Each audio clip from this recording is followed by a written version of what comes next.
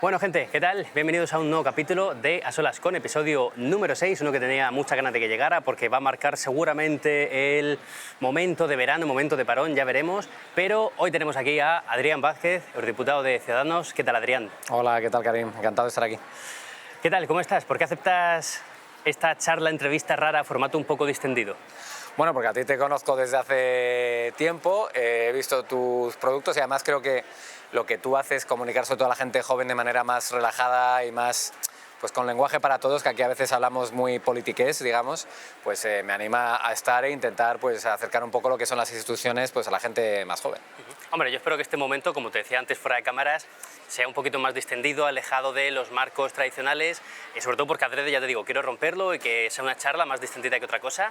Entonces, a ver, la legislatura está prácticamente acabando, ya entiendo que quedan pocos informes grandes que vayan a empezar ahora, más que nada entiendo que estáis cerrando cositas. Entonces, como resumen de tu experiencia como diputado, ¿cómo dirías que está siendo? Bueno, lo primero que es que el último año es el más complicado, porque hay tantas cosas que cerrar. Los informes es cierto que ya están todos más o menos repartidos, pero hay que cerrar un montón. Ayer mismo en la Comisión de Asuntos Jurídicos, que yo presido, creo que fue la reunión de portavoces que más informes hemos repartido, casi 20, porque ahora ya nos meten mucha prisa de, oye, quedan 12 meses, hay que cerrar todo lo que podamos. ¿Y cómo lo he vivido? Ojalá, ha sido una legislatura complicada. Hemos tenido el COVID, que aquí imagínate en un parlamento trabajar en distancia, en el que aquí vivimos del contacto humano y de las negociaciones, ha sido difícil y también ha sido una legislatura distinta, ¿no? Hemos tenido la guerra de Ucrania, hemos tenido el crecimiento de una polarización incluso dentro de esta casa que antes no existía tanto. Entonces la experiencia ha sido inigualable, es el mejor trabajo del mundo, o sea, yo no puedo estar más orgulloso de representar a los ciudadanos que me han votado, pero también ha sido muy complicada y no te voy a engañar, lo que queda de año a ver qué pasa, a ver qué pasa. Hombre, yo creo que más sorpresa espero que no haya. Ya con el COVID y lo de Ucrania yo creo que es suficiente, ¿no? ¿O qué? Pues ya, ¿sabes qué pasa? Que es todo tan volátil últimamente y pasan tantas cosas. Es que la legislatura nos ha pasado de todo. Se ha ido Reino Unido, hemos tenido el COVID, hemos tenido la guerra en Ucrania, hemos tenido también cosas difíciles en el Parlamento nacionales que han tocado mucho a España. Entonces yo no pongo la mano en el fuego. Yo estoy preparado a lo que venga porque puede pasar cualquier cosa. En cuanto al Parlamento, esta es tu primera legislatura, ¿verdad? Como diputado sí, pero mi segunda en la casa. Antes era el jefe de gabinete de Ciudadanos. Entonces Vale. llevo ya casi 10 años aquí. Vale, por eso te quería preguntar, o sea, antes de llegar al Parlamento como tal, ¿cuál era tu función? O sea, ¿antes de llegar al Parlamento o antes de ser de eurodiputado? Antes de ser diputado, perdona. Era aquí lo que hace Ciudadanos es, digamos, agrupa recursos. Entonces, yo era el jefe de gabinete de toda la delegación. Entonces, a mí me tocaba, sobre todo, pues el seguimiento político, comunicativo y de políticas, de los votos, digamos, de lo que se votaba en la Casa para Ciudadanos y era el enlace con España del partido, quien llevaba la política europea, y también era el Sherpa, que se llama aquí, de Albert Rivera, es decir, el que amplió la agenda internacional de Albert y el que estableció el partido a nivel europeo en la familia liberal. O sea que cuando tú ya sales como diputado, ya tienes, digamos, como una formación, ¿no?, que te has ido tragando durante años pasados. Sí, la verdad es que me conocía bastante bien la casa. Ahora como eurodiputado es cierto que como presidente de comité he visto un mundo que yo no conocía, que también me ha dado, yo creo, la visión 360 del Parlamento, pero sí, digamos que conocía bien cómo funcionaba la casa. Vamos a entrar en ese tema de la presidencia de un comité, porque al final, bueno, hay diferentes comités en el Parlamento Europeo, para gente que nos vea, pues entiende un poquito la estructura, y tú eres presidente de uno de ellos. ¿Cuántos presidentes hay españoles, eurodiputados españoles presidiendo ahora? Somos 3, hay 20 comités, más 2 subcomités, y luego hay unos que son los especiales, que son por un momento específico, como el de inteligencia artificial, que no va a durar en el tiempo. Y de los 20 somos 3 españoles, o sea que hay muy buena representación española. Vale. Dolores Montserrat, de Peticiones, y Juan Fernando López Aguilar, de Libertades y Estado de Derecho. Vale, y esto entiendo que se elige en el propio comité, ¿no? Se vota y sale tu candidatura. Eso es, pero esto es un acuerdo entre los grupos políticos que tenemos la mayoría. Vale. Entonces, al inicio de legislatura, dependiendo de los diputados que tú tienes, dices, oye, pues a mí me tocan 3 comités de presidente, 2 de vicepresidente, una delegación. Y luego dentro de los grupos se organiza y se vota en el propio comité, eso es. Vale, y tú estás dentro del comité jurídico como presidente. Eso es, fui elegido porque le tocaba, digamos, a Renew, al grupo liberal, entonces pues yo me postulé y mis compañeros pues me votaron. Vale, y ahí dentro un poco el día a día de presidente, o sea, ¿qué diferencia hay entre un diputado que no es presidente de un comité y tú que sí que lo eres? Pues para empezar, el trabajo. Un presidente, por ejemplo, ayer yo estoy en todos los comités, entonces el diputado que suele estar en 2 comités habitualmente, no está en todo el comité, va a su punto o a los puntos que más le interesan, el presidente está ahí todo el rato. Ayer mismo yo estuve 8 horas seguidas en el comité, que parece que no es mucho, pero estar pendiente 8 horas de una conversación, dar palabra, quitar, montar agenda es complicado. Imagino. Y luego lo que es, nosotros negociamos. Es decir, cada comité es como un parlamento pequeñito, pero que tiene unas competencias. El mío es justicia. Entonces, todo lo referente a justicia va a mi comité. Pero a veces hay leyes, hay propuestas legislativas que tocan más de un comité. Te pongo un ejemplo. Ahora estamos con una directiva sobre el crimen en delitos medioambientales. Entonces, como es un tema criminal, de justicia, me toca a mí, pero como es temas medioambientales, también le toca a medio ambiente. Y ahí es donde los presidentes de comité negociamos para ver quién hace qué parte del texto. Entonces, estamos constantemente negociando las propuestas legislativas que vienen de la Comisión para luego dirimir quién hace qué, hacemos comités conjuntos, o sea, es un trabajo de constante negociación. Y luego ya termino por la siguiente pata.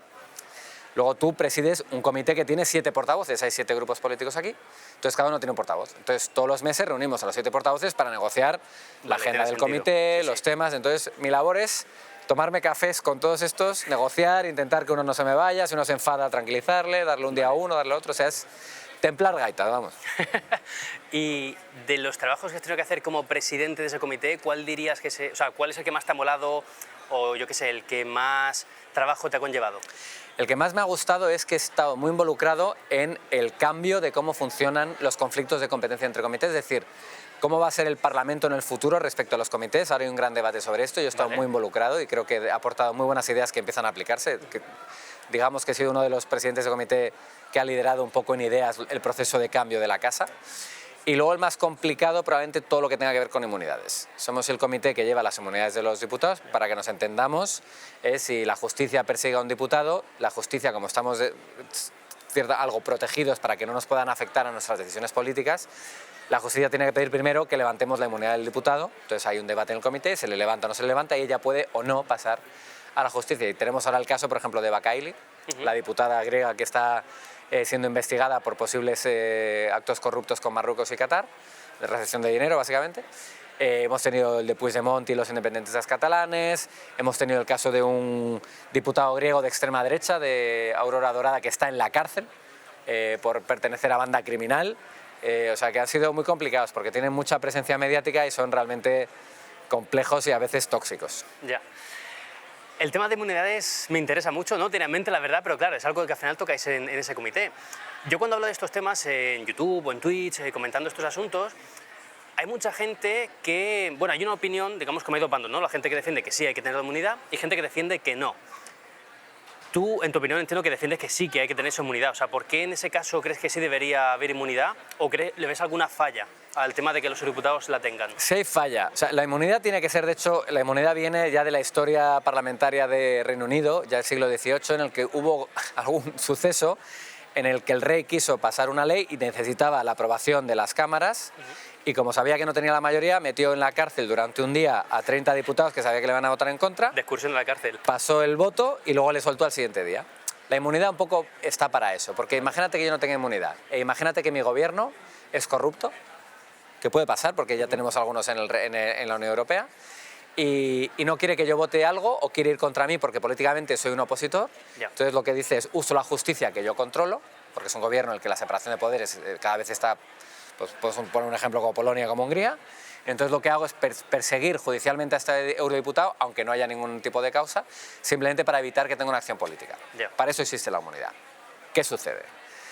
Que también es cierto que aquí luego la inmunidad la decimos políticos. Y entonces el voto a veces se politiza. Y es una cosa que yo estoy muy en contra y lo he intentado hablar con todos los grupos. Aquí la inmunidad nosotros no valoramos si el diputado es culpable o no es culpable. No valoramos si ha hecho bien o mal. Lo único que valoramos es si puede haber realmente una base de una persecución política y que la justicia se está utilizando de manera torticera. Es lo único que te podemos valorar.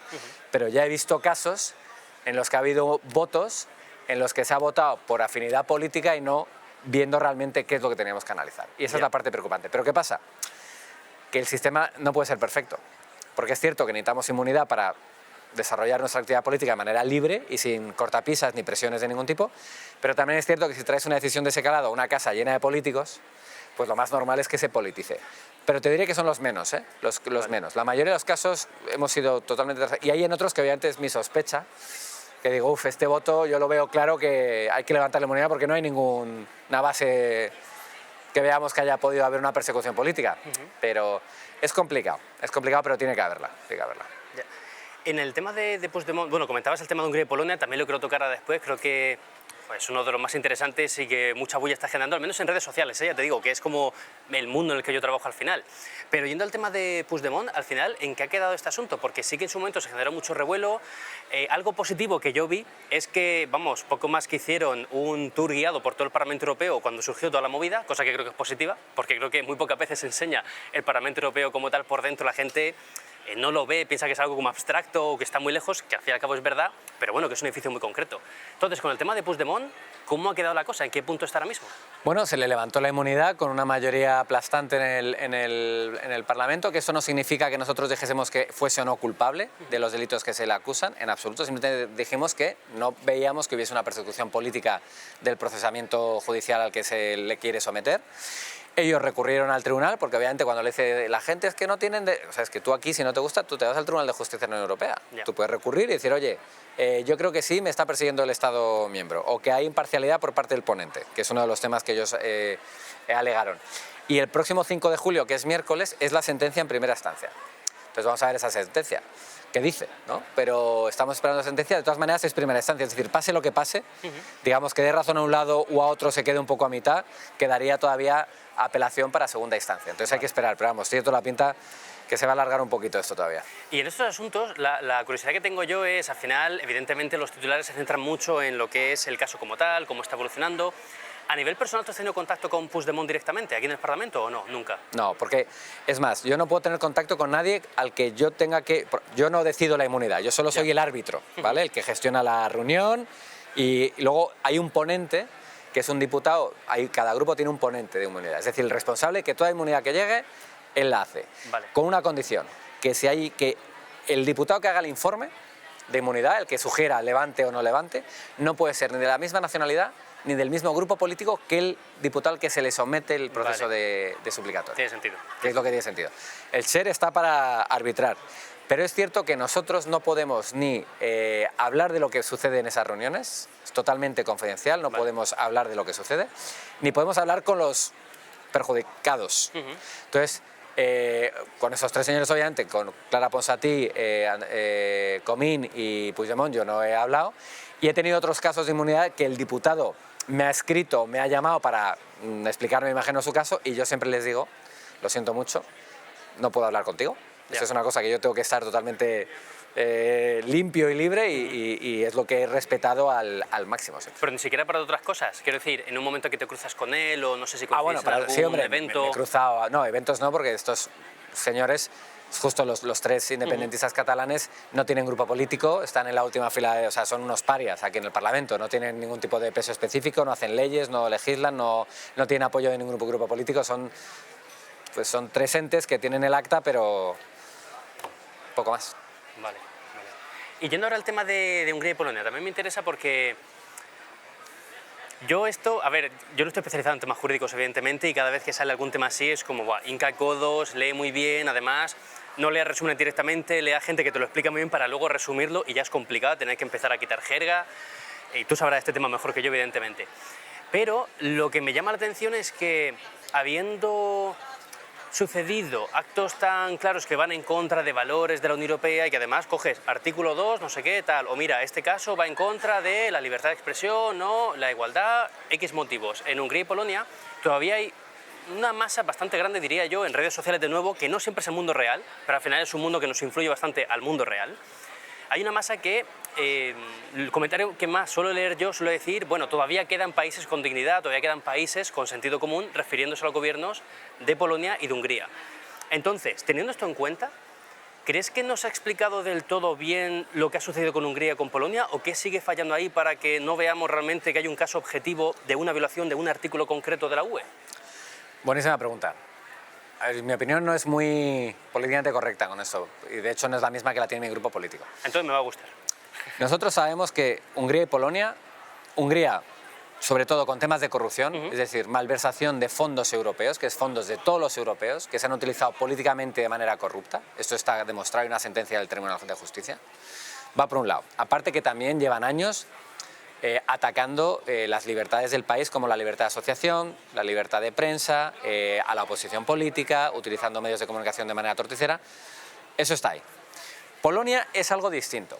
Polonia, la deriva, más que la malversación que pasa en todos los países a cierto nivel, no a la escala que pasa en Hungría, es un problema en el que el gobierno que hay actualmente sí ha llevado una deriva en el que cada vez hay menos separación de poderes y cada vez controlan sobre todo más la justicia, y aquí vamos a lo que explicaba antes de la importancia que haya inmunidades, porque ahora si el gobierno polaco quiere empezar una causa judicial contra un diputado polaco porque es su contrario político, como está haciendo con Donald Tusk, por cierto, que no es diputado pero es un líder político, pues está totalmente desamparado.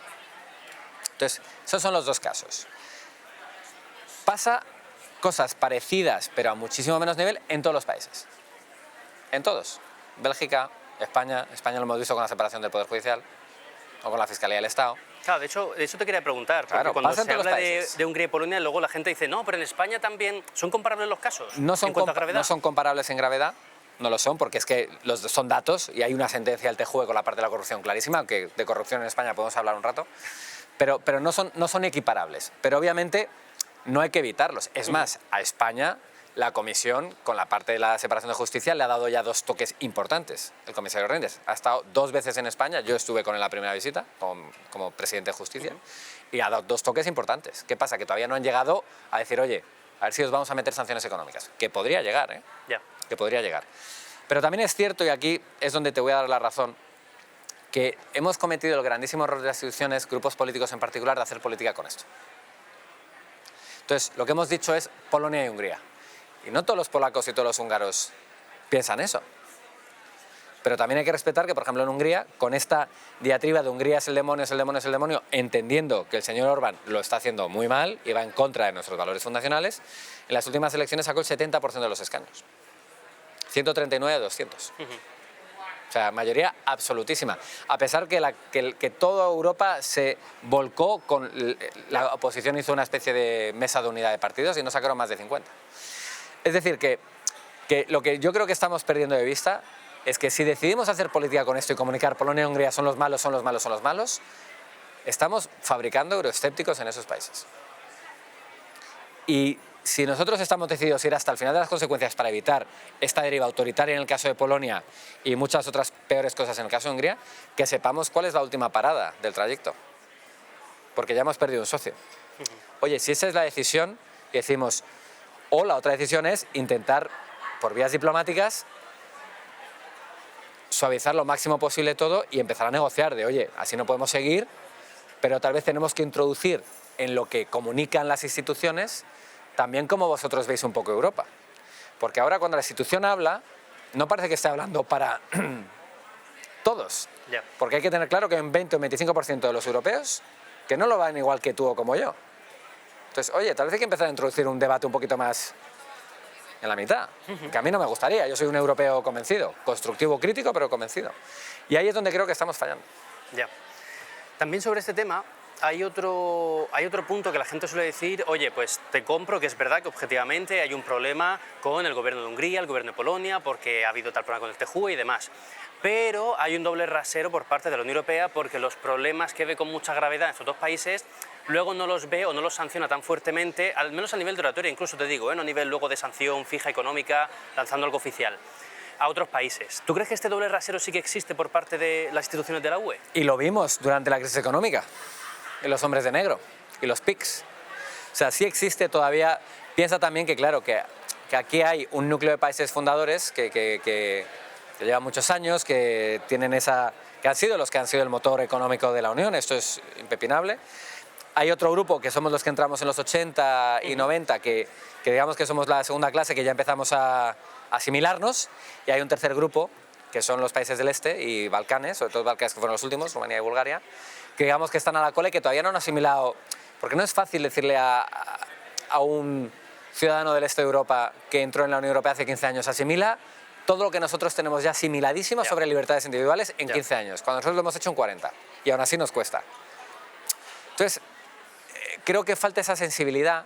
Esto es un poco como cuando estás con un amigo que no ha salido de casa en 10 años, ¿vale? Y él cuando vivía era normal utilizar palabras malsonantes o referirse de manera a otras preferencias sexuales, por ponerte un ejemplo. Entonces sale 10 años después de casa y ve que, hostia, tú no puedes ir por ahí faltando el respeto a la comunidad LGTBI, porque es que eso ahora ya no es aceptable, como tiene que ser, por cierto. Entonces él tiene que en pocas horas asimilar eso y decir, a ver cómo hago yo ahora. Sí, pegas un cortocircuito. Claro, y va a meter la pata. Ya. La mayoría de las veces no de manera consciente ni con un pensamiento de odio, pero va a meter la pata.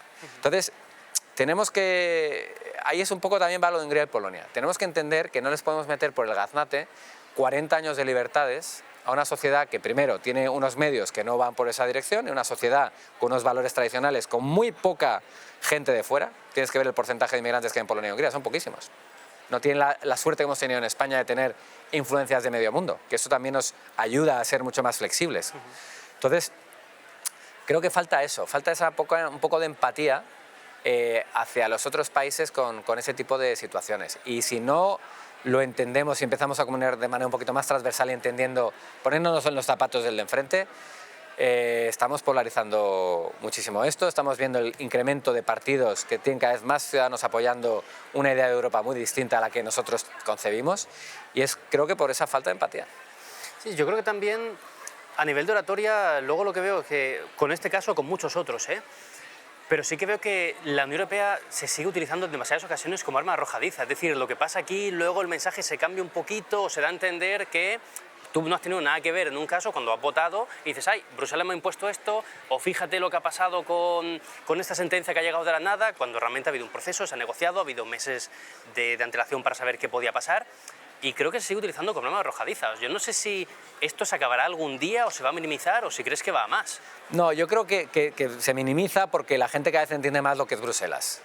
Cuando la gente dice Bruselas es muy lejano, Europa es muy lejano, yo siempre que voy por España me dicen eso y digo, pero estamos en Europa. Cuando me dicen es que en Europa, digo, pero ¿tú dónde estás? Ya. Hijo mío, si tú estás en Huelva, ¿eso qué crees? Esto es Europa. Y la gente cada vez sabe más. Cuando la gente dice no, el conocimiento de la Unión Europea, sobre todo las generaciones jóvenes, o sea, es exponencial. O sea, lo que sabe ahora un joven de la Unión Europea, lo que sabía un joven en el año 95, o sea, vamos, o sea, es una diferencia brutal. Entonces yo creo que eso sí que se va asimilando y además lo ves en las estadísticas. Los jóvenes son los más europeístas de todos, porque lo conocen. Sobre el arma arrojadiza, eso es una batalla política normal. A mí me preocupa más, fíjate, que como el concepto de Europa en sí se está convirtiendo en un driver de voto, ¿y qué digo con esto? Tú cuando vas a votar, o eres de un partido toda la vida, que es como era antes, ahora cada vez menos, los jóvenes cambiamos de voto de manera más o menos volátil, dependiendo de qué interés tienes o mientras vayas creciendo. Antes no, antes había, por lo menos en España, en la mayoría de los países, muy poca opción política y era sota, caballo, rey. Ahora es sota, caballo, rey, torre, alfil, peón, tienes 1000 opciones. Y sí que creo que el problema que hay es que ahora hay partidos que utilizan Europa como driver de voto en el sentido, yo soy europeísta, el de enfrente no. ¿Y eso qué provoca? Que el de frente dice, yo soy euroescéptico y tú, en cambio, quieres que estos globalizados, cosmopolitas, nos gobiernen. Y cuando eso sucede es cuando la polarización empieza a crecer. Y eso es un problema, porque toda polarización tiene ciclo político. Toda tiene ciclo político. Y ahora estamos en el ciclo en el que los proeuropeos somos mayoría, pero el otro la tendencia es en crecimiento. Entonces, por eso digo que hay que empezar a utilizar no Europa como un arma arrojadiza, un driver de voto, sino utilizarlo diciendo, mi proyecto para Europa es este. Y yo pienso que Europa tiene que hacer esto, esto y esto. No es que yo sea más europeo que tú. Entonces yo, por ejemplo, a Vox jamás le diría, tú eres antieuropeo. Lo que diría es, ¿qué quieres tú que sea Europa? ¿Tú quieres que sea un club de socios simplemente con complementos económicos y que no haya libertad de tránsito en el movimiento de personas? Oye, vale, esa es tu idea de Europa, legítima. La mía es otra. Pero confrontarlo en ideas de qué tiene que ser Europa y no de yo soy europeísta, tú no. Porque ahí... Sí, además que yo creo que también luego a nivel raso, digamos, la mayoría de la población, y me voy a incluir, seguimos hablando a lo mejor más en términos de o seguir dentro de la UE o salir fuera, que es un debate ya obsoleto y que desde 2019, obsoleto. desde que pasó el Brexit y cada vez... Ni Le Pen lo dice ya. Total, o sea, se va abandonando por completo y yo creo que deberíamos ir profundizando en ese tipo de discurso, lo que tú dices, o sea, 100% de acuerdo en ello. Un debate más constructivo, más en profundidad. Oye, y que si ellos piensan es súper legítimo, faltaría más. Entonces, ese es el debate que yo creo que hay que empezar a tener. Un debate, porque antes, si te coges un debate de las europeas del 19 o del 14, y es, Europa es Disneyland. Europa es la solución para todo. Europa es un proyecto, o sea, todavía no está ni acabado. Estamos en la fase probeta, no tiene nada de tiempo. Entonces, lo que hay que hacer es construirlo, y lo que pasa es que hay que construirlo con mayorías. Entonces, el que me diga la extrema derecha o la extrema izquierda una idea de Europa, yo no la puedo descartar, aunque yo no... ¿Por qué? Porque tienen poder efectivo. Otra cosa es que yo aquí mi mayoría la haga con el PP y con el Partido Socialista, que es la que tenemos ahora, y construyamos una Europa más centrada en algo muy constructivo, muy abierto, muy de seguir en la armonización, en la profundización del proyecto, pero hay que también escuchar voces que cada vez tienen más apoyo político, por desgracia, en mi opinión, pero es la realidad que hay. Sí, sí, además yo creo que el momento que conseguimos hacer eso y que se acepten con más normalidad algunas ideas diferentes sobre cómo construir la Unión Europea, qué tipo de Unión Europea queremos, también nos va a obligar a la población a tener que saber más, con más detalle, para poder discutir con argumentos. Ya no va a valer decir, no, yo me saldría y ya está. Ya, pero es que ese debate se quedó muy atrás, o sea, nadie habla ya de eso. Hay que hablar de lo que decías tú. Queremos desarrollar el pilar militar, el social, el económico, ¿con qué nos quedamos? ¿Qué hacemos con las relaciones con China, Estados Unidos? Ojalá llegue ese momento, o sea, a nivel, a mí profesional me vendría de lujo, evidentemente. O más, mucho oye, más visita, el salario mucho más mínimo tráfico. tiene que ser de España o tiene que ser de toda Europa. Total, total. ¿Seguimos permitiendo la libertad de tránsito para personas o no? Porque hay partidos que dicen que no, por el tema de la inmigración. ¿Seguimos permitiendo que haya fronteras europeas o nacionales? Es decir, que Ceuta y Melilla, ¿quién lo controle? ¿Las fuerzas de seguridad españolas o europeas? O sea, esos son los temas que hay que discutir. Sí, sí, sí, totalmente. ¿Queremos armonizar la justicia? Es decir, que si yo cometo un asesinato en España, sea la misma pena en España que en Finlandia o distinto. O sea, esto es muy en avanzado. Sí, sí, sí. Pero sí. esos son el debate que tenemos que tener, los que queremos construir. O todo lo contrario. ¿Queremos que esto sea simplemente una unión económica? Legítimo. A mí no me van a encontrar en esas, pero es legítimo. Entonces yo creo que es hacia donde está yendo. Y hay que parar de decir los europeístas contra los no europeístas. Yo hace tiempo que ya no uso esa expresión, cosa que antes se hacía de manera equivocada. Pero lo que he visto en la evolución, sobre todo hacia dónde va, hay que tener mucho cuidado, porque si no, lo que estamos creando es euroescépticos. Ya. Y eso hay que evitarlo. Una cosita antes de que se nos vaya el tiempo que quería... Has mencionado antes el tema de la gente joven, que cada vez son más europeístas, por las encuestas esto se puede ver. Tú a nivel... A ver, yo te considero eurodiputado joven para la media edad que hay. Cada día menos, pero sí. Pero sigues estando ahí en la balanza de Sí, diputados jóvenes. soy de los jóvenes, Esto se lo pregunté en su momento a Adriana Maldonado porque me resulta muy curioso. O sea, ¿tú ves alguna diferencia generacional con eurodiputados más mayores, sean españoles, de tu grupo o de otro? O sea, ¿qué cositas ves diferentes? Fíjate, en lo ideológico no, porque yo en mi grupo, claro, somos bastantes diputados jóvenes. De hecho, creo que con los verdes somos el grupo de los liberales que tenemos en la media de edad más baja. Pero claro, yo en mi delegación tengo gente que va hasta los 70 y muchos, y la mayoría está entre los 40 y los 60 más o menos, ¿no? Y curiosamente yo ideológicamente no noto grandes diferencias. Sí lo noto en la hora de trabajar, los modelos de trabajo, porque claro, el modelo ha cambiado eso muy rápido en muy poco tiempo. Pero no lo noto tanto. Sí es cierto que con los partidos, los grupos conservadores, sí noto mayor diferencia en la edad, en la perspectiva que se tiene de las cosas. Pero porque un conservador, por término, por concepto, en general es conservador. Quiere status quo, los grandes cambios no le ponen nervioso. Entonces ahí sí noto, pero no noto una gran diferencia. Fíjate, lo que sí noto es, por ejemplo, en ímpetu, en energía, aunque hay gente aquí mayor que tiene una energía que, vamos, Verhofstadt, por poner un ejemplo, o sea, es una bestia. Pero en general no, fíjate, no noto una gran diferencia, ¿no? Vale. Me gustaría sacar más temas, pero porque no se vaya el tiempo, vamos a dejarlo aquí. Entonces, ¿alguna cosa que se quede en el tintero que quieres remarcar o...? Pues sí, que yo animo a todo el mundo a que cuando leen estas cosas de Europa, no Europa, simplemente intenten ir un poquito a un detalle. O sea, ¿a ti qué te importa Europa? ¿El poder hacer Erasmus? Pues oye, infórmate por qué hay Erasmus y cómo se hace. O lo que quieres es poder trabajar en Alemania, pues infórmate por qué ahora, a día de hoy, si quieres, te vas a Alemania y te pones ahí a trabajar y desarrollas tu vida profesional o lo que quieras, como quieras. Y que no digamos en Europa, en Bruselas. Europa somos todos, el que vive en Huelva, en Pontevedra, en la Laponia, eso es Europa, todos somos Europa. Y que la gente sea consciente de eso. Ojalá suceda y seamos más conscientes de lo que pasa y tengamos un debate más rico, porque eso nos va a permitir que más personas con muchas más ideas diferentes de la Unión Europea al final las pongan en el saco y a ver qué sale de ese saco. Pero bueno, pues Adrián, muchas gracias por tu tiempo, de verdad, por haber formado parte de este 6º episodio de A Solas Con. Y nada, ya la gente que nos estáis viendo, pues muchas gracias por haberlo visto, por seguir apoyando esto y cuando pueda, que a saber cuándo será, volver a traer un nuevo episodio con diferentes eurodiputados españoles de otros grupos y partidos políticos.